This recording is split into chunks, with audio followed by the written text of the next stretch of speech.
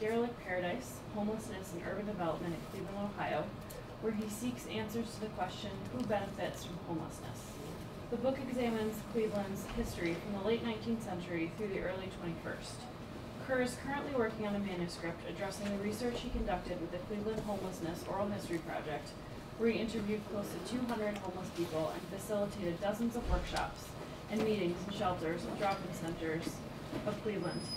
He addresses this work in detail in the article, We Know What the Problem Is, in the Oral History Review published in the Winter-Spring edition of 2003.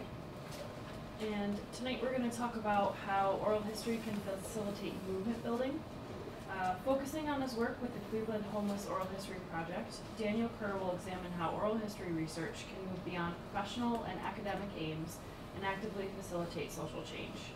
Rather than pursue one more study of extreme poverty from afar, he embraced oral history as a technique to foster structured dialogue among unhoused people so that they could come to a greater understanding of their own condition. They did so not only by giving their own interviews, but by listening to and interpreting the narrative of other project participants. Collective reflection became inseparable from collective action as CHOHP participants utilized the power of their stories as a tool to transform the world around them. Thank you. Actually, it's CHOP. I like acronyms like, no, it is CHOHP, but I choose acronyms that are like, like I used to be involved in a group called the Squatter Theater Action Brigade, and the acronym was STAB.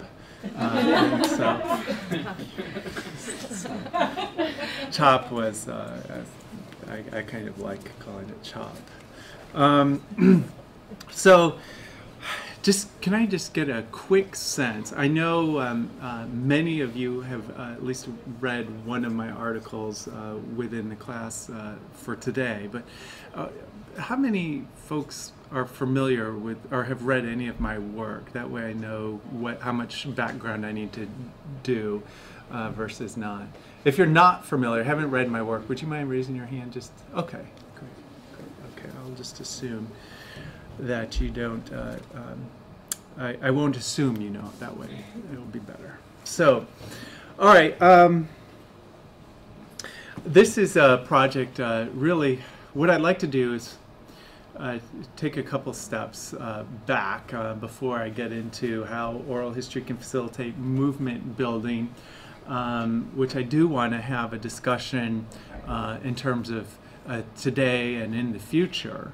Now hopefully we can open that up also to dialogue moving forward.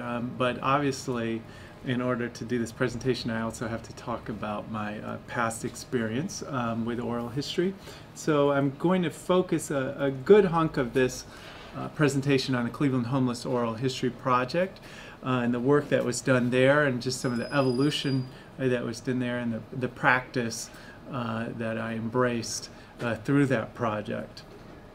I came to that project actually first working as an activist, primarily interested in issues of housing. My passion was in addressing issues of housing, and I was fascinated by the squatters movement and ultimately participated in it in the Lower East Side for 3 years. Where the goal was really to take over abandoned buildings and create housing. It's a very direct approach to dealing with this, and we literally built barricades. It's from 13th Street evictions in 1995, May 1995. We literally built barricades and to try and protect the buildings. One of the things I learned, however, is that in order to get to a point where you actually build a barricade on the street and face down thousands of riot police, there's a lot of storytelling that goes on before that.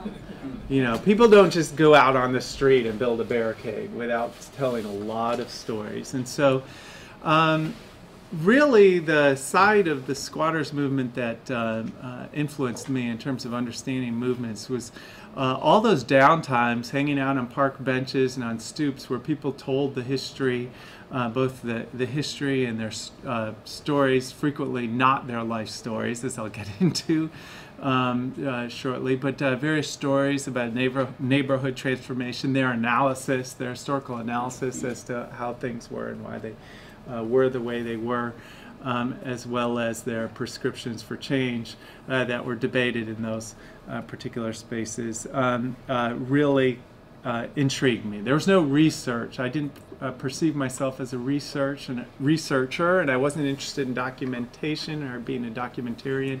I was really envisioning myself as a participant. Okay, and so it was a pretty significant change moving from the Lower East Side to Cleveland, Ohio, for many reasons. And it was a deliberate, intentional move. One was I was really seeking to get away from kind of a place where people go to be cool and activists and hip. And people don't really, well, there's actually some exceptions to this rule, don't go to the homeless shelters of Cleveland to be hip. And so it just seemed to me one of the more unhip places I could think about. And that's in part what motivated me to try and explore a place where I could work with folks who were not necessarily, well, okay, no, I'm just going to leave that out. So the second thing, and I should say, when shortly before I left the Lower East Side, I had multiple students, both undergrad and grad students, come and interview me. And so I figured I was really deliberately trying to escape academia to a large extent through participation in the squatters movement. And I figured I had really done it when I become the subject of research, in particular when an anthropology student was interviewing me. But I decided that there was, in particular, relevance to research if it was done as in the model of popular education. And I realized that there was quite a bit of research that was going into the activism that was taking place in the Lower East Side, and that there were a lot of folks that were not squatters that were really at the backbone of the squatters movement. And so I didn't have to be homeless in Cleveland, live in the shelter in order to play a role in actually addressing the conditions folks were in and developing solidarity with folks who were living in the shelter. And that's what I was interested in. But I was going to, instead of taking an activist approach, embrace the idea of popular educators such as Paulo Freire, Miles Horton, who really argue that we need to let people define what the issues are themselves. That, as you probably, or maybe you can't see, as Miles Horton says, it's very important that you understand the difference between your perception of what people's problems are and their perception of them, right? So rather than going to Cleveland and saying, okay, we're going to take over abandoned buildings because this is what I understood as a relevant solution from coming as a squatter to Cleveland, I very deliberately wanted to see how folks perceive their own problems and lives from this situation, their own standpoint. The idea of praxis was one that I was particularly intrigued by because I thought there was a lot of action and activism going on in the squatters movement that did not incorporate a lot of reflection, critical reflection. And so the very idea of praxis, which is really movement where reflection and movement are intertwined, inextricably intertwined, was one that I found extraordinarily compelling. How do we create spaces where people can reflect and move through the very process of reflection, right? And so it's not one after the other. It's literally, as Paulo Freire argues simultaneous. And so I also was very interested in Paulo Freire's idea of generative themes, which is similar to, I think, what Miles Horton is getting at in his quote above that. And the idea of generative themes being letting folks, again, generate the themes that are shaping their lives and are relevant for their lives, play a role in that process, right? Rather than me defining those themes for them. And so those were pretty core to shaping my interest in setting up the Cleveland Homeless Oral History Project. It started off really with a program, Food Not Bombs, that I initiated in Cleveland. I had been involved in a free food program in Lower East Side, where we would gather and prepare food and share it in a park. And so when I moved to Cleveland, I was interested in the potential for food to bring people together. In particular, not as a form of charity. This was the food was shared really as a picnic style, help yourself picnic style, where people would come. We were not originally planning to set up on Public Square in downtown Cleveland. We went around and tried a bunch of different places, but we settled in on Public Square because at the time we were bringing the food down, which was on a Sunday afternoon. Public Square happened to be right in the middle of the public library in Tower City, which is where basically people who are unhoused move from the library as it closes down at 5 p.m. And walk across Public Square to this mall in particular when there's bad weather. It's also a central point for all of the bus stations. A lot of the bus stops are on Central Square, or Public Square. So the food was brought down, and this was originally brought down in January of 1996. Now, one thing I can say is that program is has been going on every week, every Sunday since January of 1996, and still going on, right? And it's played a role with the occupation movement in Cleveland, the Food Not Bombs folks. So while I might not have shaped everything, I think that still does continue. And so folks started gathering around the food and creating spaces to kind of talk and reflect. People came from different walks of life. It was this kind of central meeting space, a public space. You know, different age groups that brought different degrees of knowledge and expertise about the changes within the city. This Ralph Williams Pack, who came to the city in 1940, I believe 1945, if I remember correctly, and has lived downtown basically his whole life, right? Others who came to the meal included Robert Jackson and Bob Mulchan, would become core participants within a lot of the movements that were a product of this oral history project. So basically from 96 until 1999, every week I'm going downtown and hanging out and eating with folks and talking to people in what I at least refer to as kind of a hanging out mode, okay? Sharing experiences, talking to them, telling my stories as well as listening to their stories, talking about just basic things such as the weather and the various sports events, but also talking about politics both near and afar.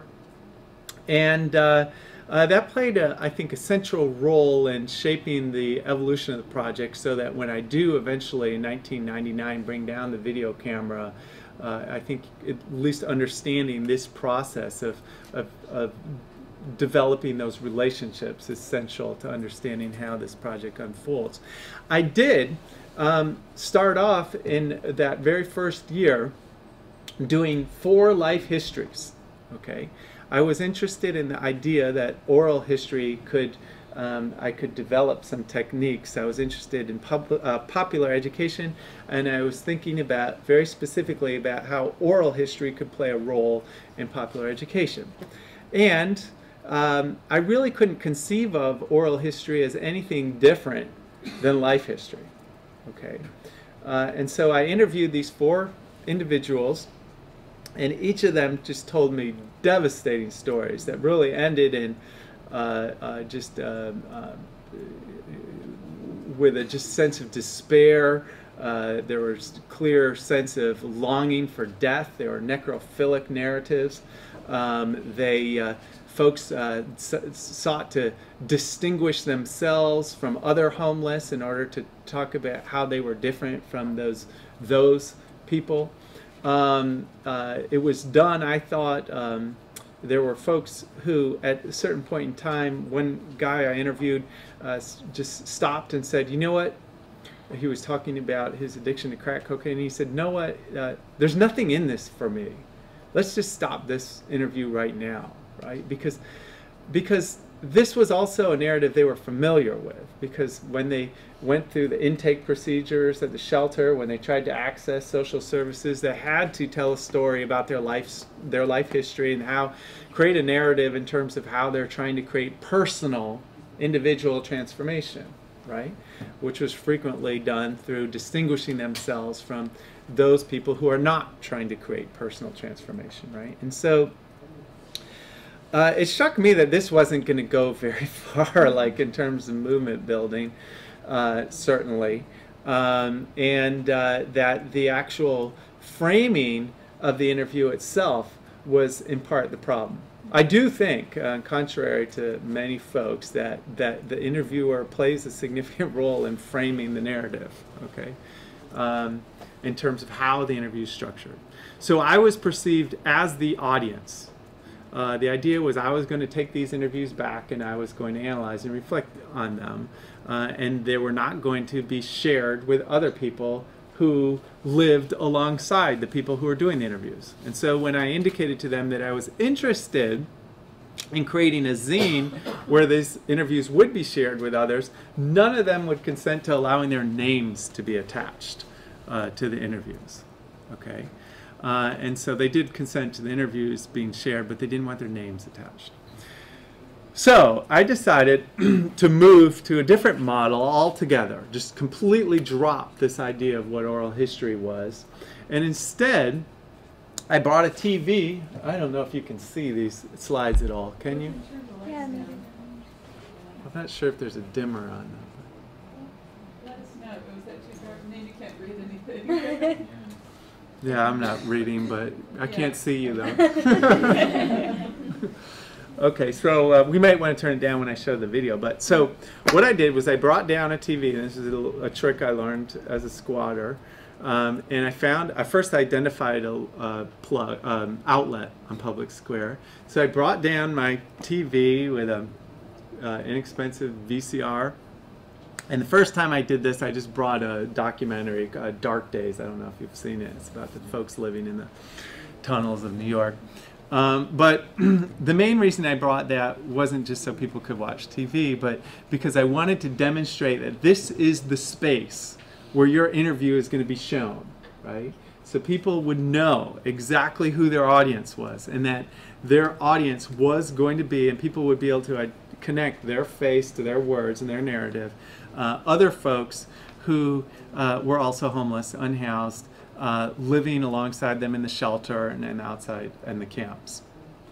And so I brought down the video camera, and I asked them also, instead of their life stories, I asked them, I'm going to show you a video here.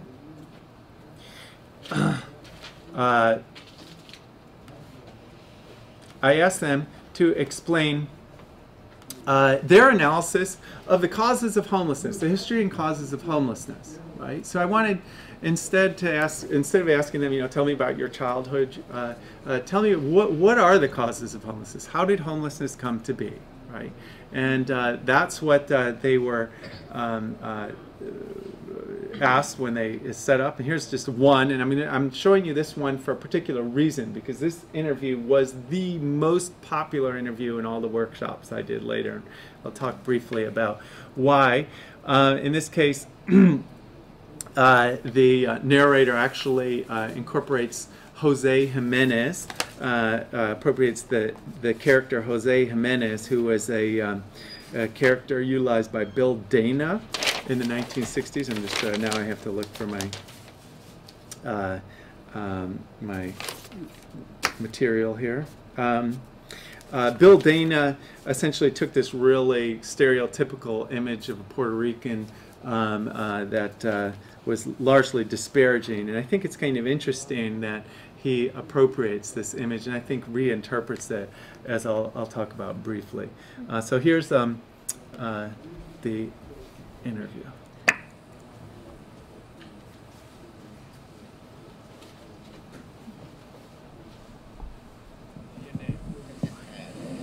My name, Jose Jimenez. Truth is, my name is none of your fucking business. So why don't you tell me what's on your mind right now? What's on my mind is the truth. I see on J Avenue and up on Huff Avenue, they're forcing out the poor and the lower middle class with $1, $2, and $300,000 fucking homes. You know what else they're doing? They're privatizing prisons who take contracts from people like Sony, Toyota, well, Nissan, same difference,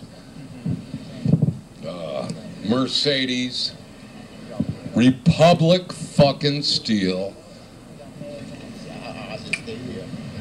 and then they put all these poor people in these privatized prisons because they can't afford to live anywhere. Because they're building all these $1, $2, and $300,000 homes in my city. And all my people are going to jail because they don't make $50,000 fucking dollars a year. They all have to work for the temporary services, to buy cigarettes, to buy their beer. You don't have to worry about beer. All you got to worry about is paying your house note and paying your Lexus note. You come pay my bills, man. You come pay my bills. The truth is that nobody that is poor or lower middle class is going to be living in the city. They're all going to be living in the privatized prisons because they're all vagrants. They ain't got $100 in their pocket. You see? You come build these cities, and all these homeless people and all these poor people are going to jail to make all you guys money. You come build these cities. Come build these towns with my fascination. These beautiful homes down on J Avenue and down on Huff Avenue. Beautiful, gorgeous mansions in the heart of the ghetto. Yeah, you make the poor people go nowhere, because they can't go to the suburbs and they can't stay in the city.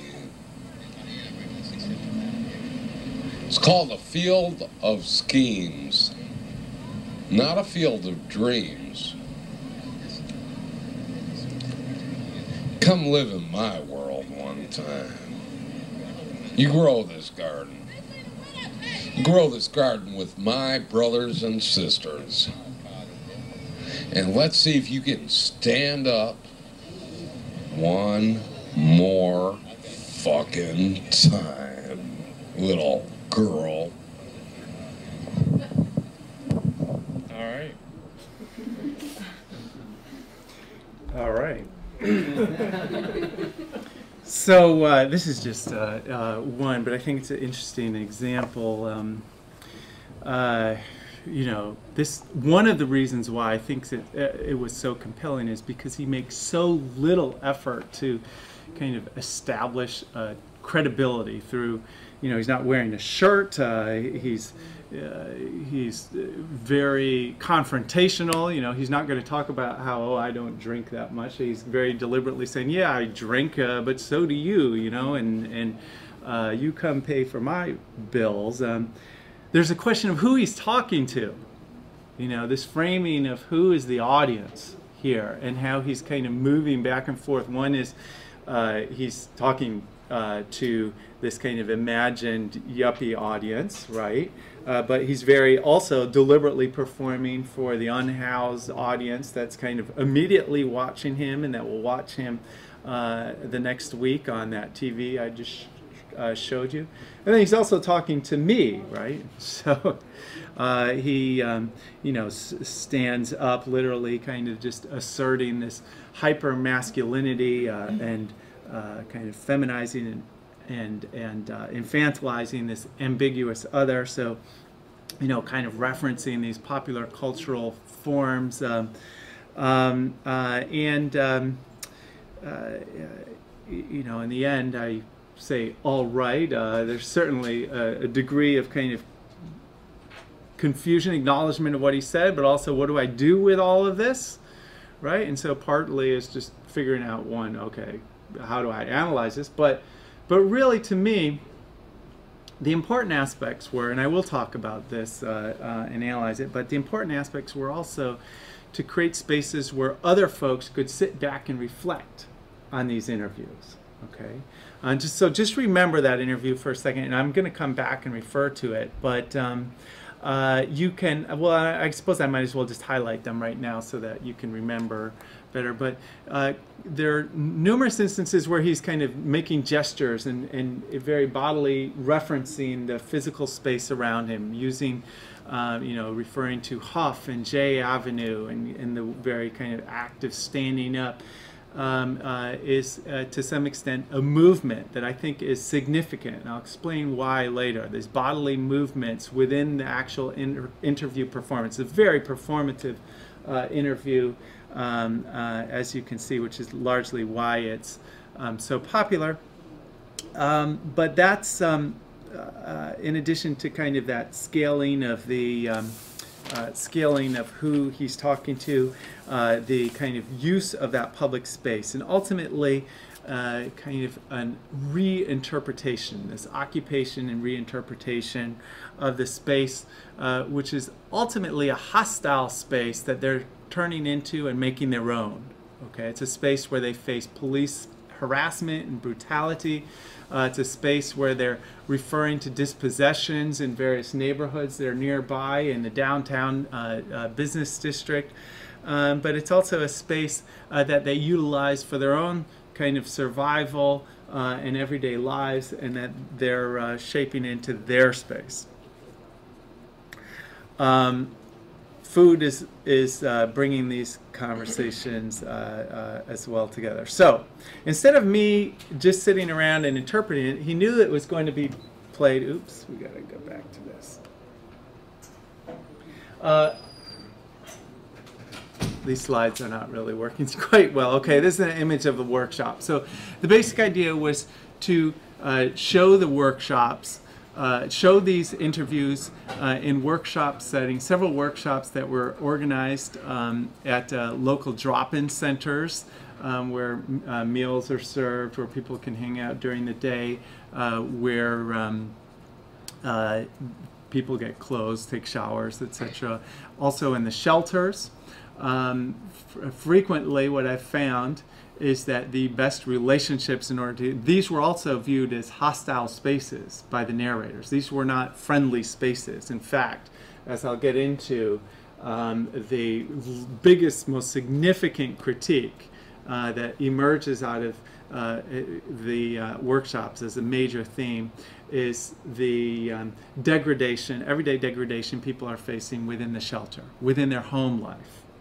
Okay, and so utilizing these spaces really also is about kind of redefining those spaces and taking over to some extent those spaces that required a lot of networking with staff.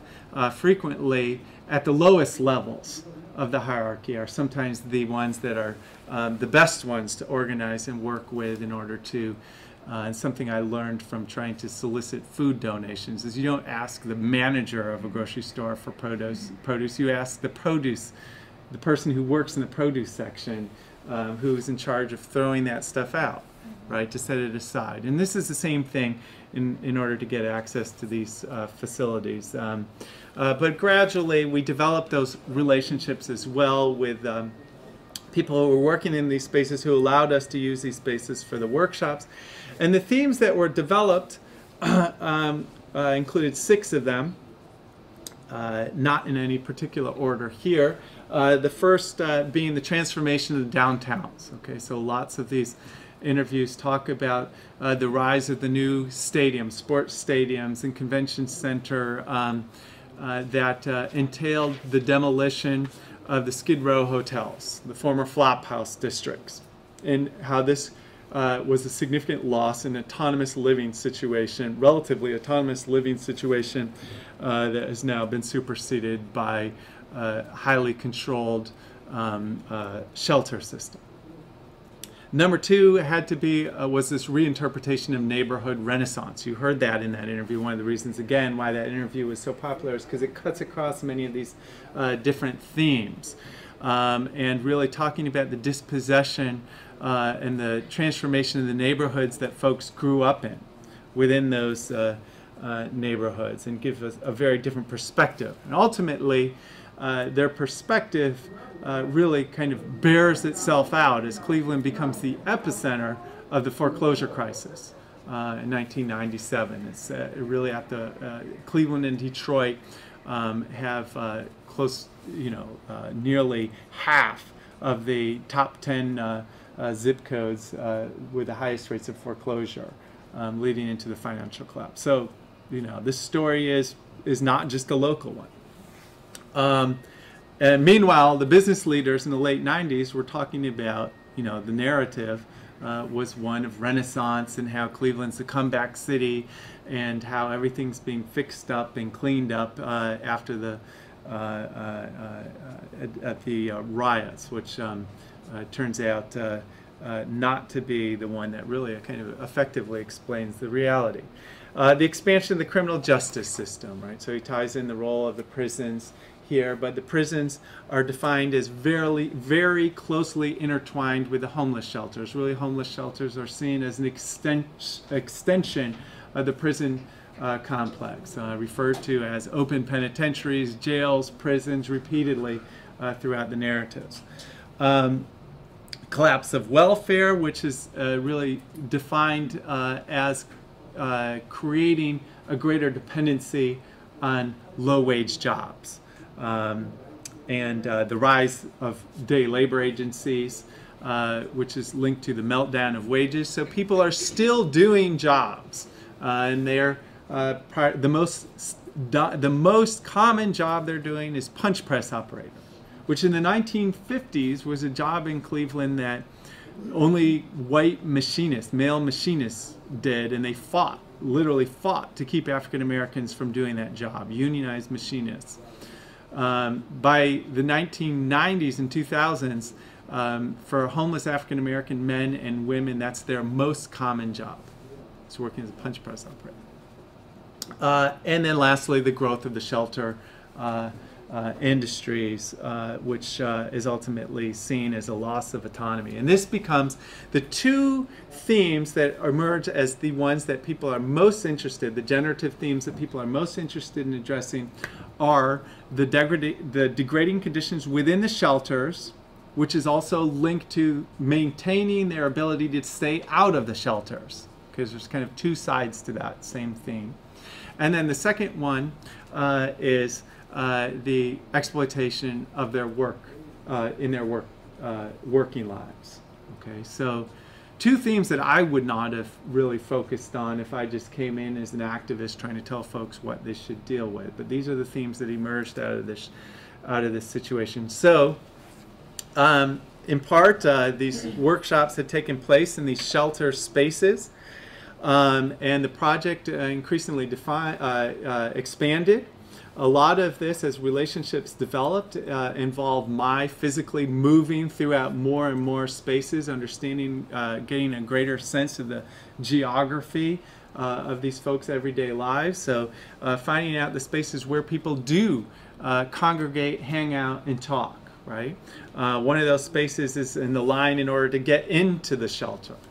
Long lines in order to get into the shelter.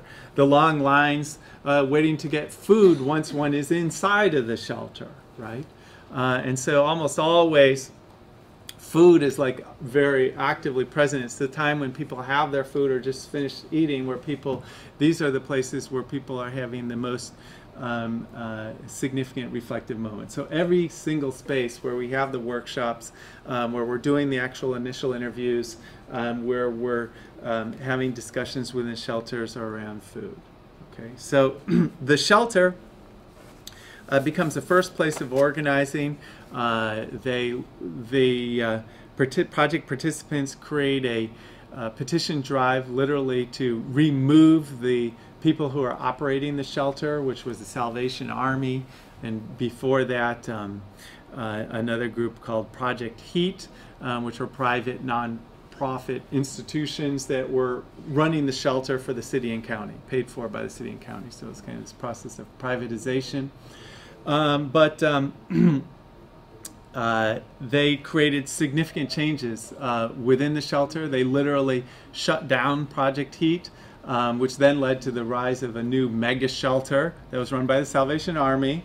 Then they ran the Salvation Army out of the shelter after lots of organizing. And then ultimately they demanded that they run the shelter, but that wasn't, they didn't get that demand met. But they ultimately had a new agency which at least alleviated some of the most degrading aspects of living there. So dealing with those very immediate living conditions, there was a group called the Northeast Ohio Coalition for the Homeless who argued those weren't the issues we should spend our time on, right? But for the folks who are living in the shelters, these were the most important issues that they should be spending their time on. So I thought that was interesting. And I should also say these are what I viewed as ends. Many of the different ends of this overall oral history project.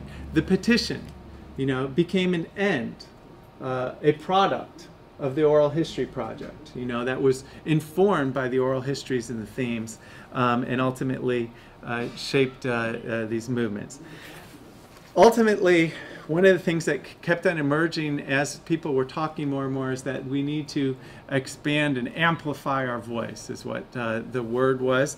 And the homeless president, who's pictured here, said we need to establish an air war. And this is how he referred to it, former Vietnam veteran. And so we set up a radio show that aired on the local college station, and these radio shows, each one to some extent became a product of the oral history show. They each got tapes. They brought them back to the shelter and the drop-in centers to play these tapes to other folks.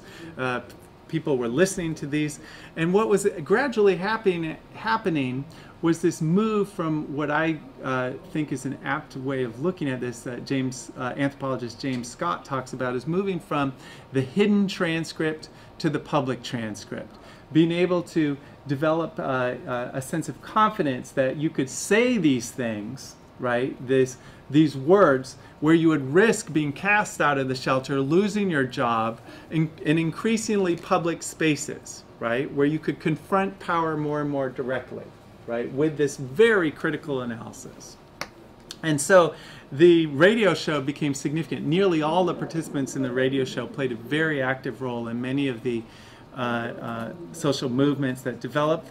The other side that the radio show played a significant role was protecting the homeless encampments around town and discussing these camps and the rationale behind why people were living in the camps and why they sought to preserve what most folks saw as miserable living conditions, right? So this was one space that eventually there's a major movement that the homeless president organizes, and this protest becomes another end, figuring out again, as people are expressing this protest to prevent the demolition of what was known as Camelot by the people who lived in this building, became a end, because for me what it meant was valorizing and supporting what folks wanted to do with this project, where they wanted to move it. And if they wanted to, the project meant that they wanted to prevent the city from demolishing this building, then that would then become an end that I would take time and effort to support. So this is inside the building. And in this process, I don't know, oh, you can't even see this. So in this process, you can, in this picture, the same person who I'm interviewing is talking to the media, right? And so what we start seeing again is this amplification of voice, this movement from the hidden to the public transcript, where here, rather than me going to talk to the media as an organizing person, the folks who are doing, the narrators are themselves speaking for themselves in front of the media, telling them what their analysis is of the causes and why they're fighting and what are their struggles, right? We see the other issue, one of the workshops, and I should say, I really have to stress, this is not kind of a uniform analysis that emerges among the homeless. It's really kind of a recognition of the multiplicity of voices. It's very multivocal. And the movement here of people in the camps is different than the movement of people living in the shelter, within the shelter.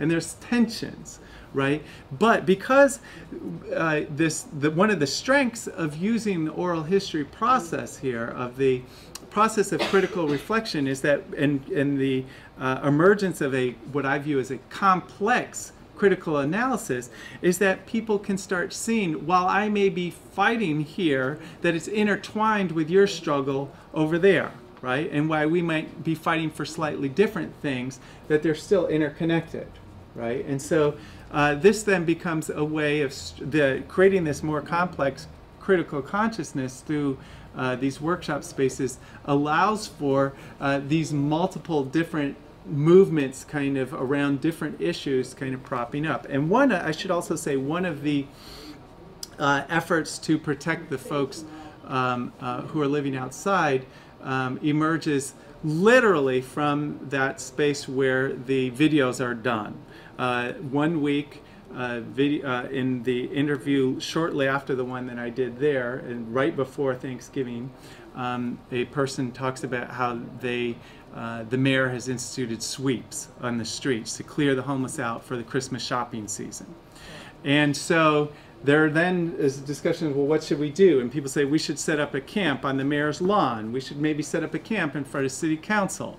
And ultimately they decide to set up an encampment right there on the very same spot where the video interview was being done, which to me is about, again, using kind of the very bodily movements and the reclaiming the space through the performance of the interview in terms of redefining that very physical space, where that becomes a space where the tent is located that people are staying in and protesting. That becomes a very critical moment undercutting the support for the mayor in the city. Eventually doesn't run for re-election, not to say, and there's still now, right now with the reemergence of the Occupy movement in Cleveland, they're still dealing with the ramifications of this movement, you know, to not allow homeless to sleep on the streets. So the temporary day labor agencies becomes the other major theme, and the group, one of the workshops literally forms into a group called, which eventually becomes the Day Laborers Organizing Committee, DLOC. And they organize to create city council hearings, arguing that we're over 20 people testify in front of city council about their grievances, and they coordinate their testimony ahead of time, talking about who's going to talk about what and what are our major goals that we need to communicate and what are we trying to get out of this. And they do these testimonies on the day labor industry while representatives from the industry are sitting in the audience. Okay, so this is really this creating of the space where a movement from the hidden to the public, deliberately moving at that moment with the city council hearings, and then you also have movements to drive the labor agents out of the shelters, and so this becomes a new area of a new space where another kind of aspect of this multiplicity of ends. And then lastly, I just want to say, part of the strength here in creating these spaces, not to say that all these discussions hadn't been had, but many of them had been talked about long before I had arrived. But bringing folks together from these across these different divides, from different camps, from different cliques within the shelter, different individuals that weren't necessarily connected to a larger social network within that shelter, to participate in this discussion and then literally create movement from this, folks. So it's bridging these divides through these spaces that were crafted by these workshops that were set up to analyze the oral history project. Eventually, these spaces expanded. This is a picture that was taken in Chicago. You can see those two same guys that I showed you from very early on, the one on the far left and the one right here, had participated in this project. Both had done radio show. And this is them in Chicago at a NDLON, National Day Labor Organizing Network conference that was primarily organized by Latino day laborers from across the country. And here, what this ended up doing is creating a space where, for the folks that were predominantly African American, white, and Puerto Rican in Cleveland, moving to work within these industrial sites as day laborers, frequently found themselves working alongside Latino day laborers from Lorain, Ohio. And there was a very hostile, tense relationship. So figuring out ways, again, to start expanding those and bridging those divides across different barriers also proved, I thought, to be a potentially enormously powerful way that oral history could build movements. Now, this was done by one graduate student with a total budget of $2,000 over a span of nearly a decade. Okay, this was all done by myself. One of the things that was the weakness of this is that there wasn't a network of other folks doing similar work like myself that I could tap into to start creating these bridging these divides. So, for example, if there had been not a network, in addition to Chicago, but folks doing similar work in Lorain with Latino day laborers within Lorain, then we could create more immediate connections, right? If we had folks working who were still housed in Cleveland with people who are facing potential foreclosure, or people who were housed and working within the day labor industry in Cleveland, in addition to folks that were housed but were dealing with the stigmatization of being ex-offenders in the community, that this would have created a significant greater potential for addressing these issues, because all of those themes that they laid out there were not inherently homeless themes, right? And so finding the ways to create and establish these relationships and to share that authority for interpretation and critical reflection and defining which ways to move forward would have been strengthened if it wasn't me doing this by myself in an isolated situation. So eventually I leave as my graduate, as I get my PhD, I move to Washington, D.C. And other than the Food Not Bombs continuing to this day, which has largely been about sharing food, not about developing these conversations, this activity is largely disciplined, or we could have, or what should have happened. How come we're not doing this anymore, right? And so that was partly my fault as well. But I'm going to open this up for conversations and let you ask questions or make comments. And I think I probably spoke way too long.